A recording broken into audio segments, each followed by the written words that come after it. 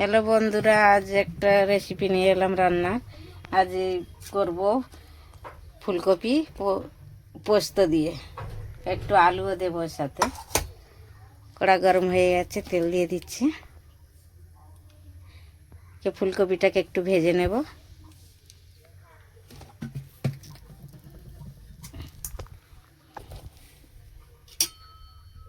তেলটা গরম হয়ে গেছে।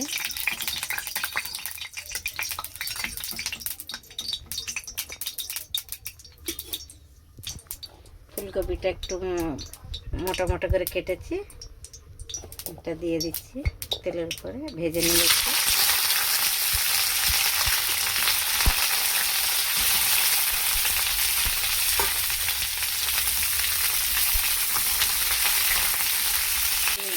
বড় বড় করে কেটেছি, আলুটাও দিয়ে দেবো একসাথে।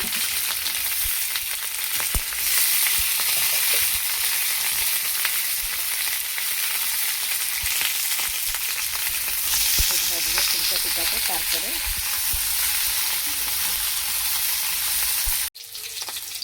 একটু হলদি দিচ্ছি। এটা ভালো করে ভাজা হয়ে গেছে, একটু হলদি দিয়ে দিচ্ছি। পরিমাণ মতন, স্বাদ মতন নুন দিয়ে দিচ্ছি। নেড়ে নেব।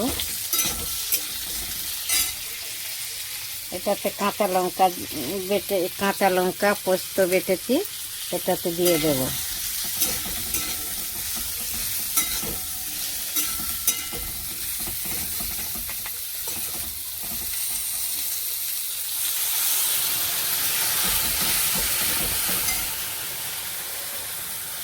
একটু সামান্য জল দেবো, একটু দিয়ে জলটা দিয়ে দেবো।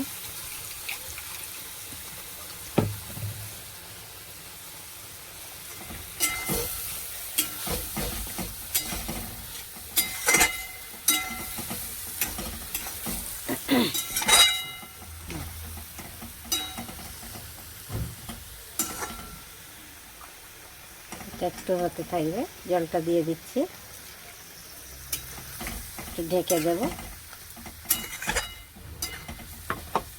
দেওয়া হয়ে গেছে, এবার ঢেকে দিচ্ছি। গ্যাসটা কম করে দেব,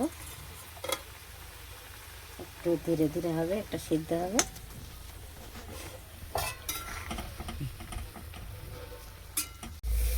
আমার ফুলকপি পোস্ত বাটা হয়ে গেছে।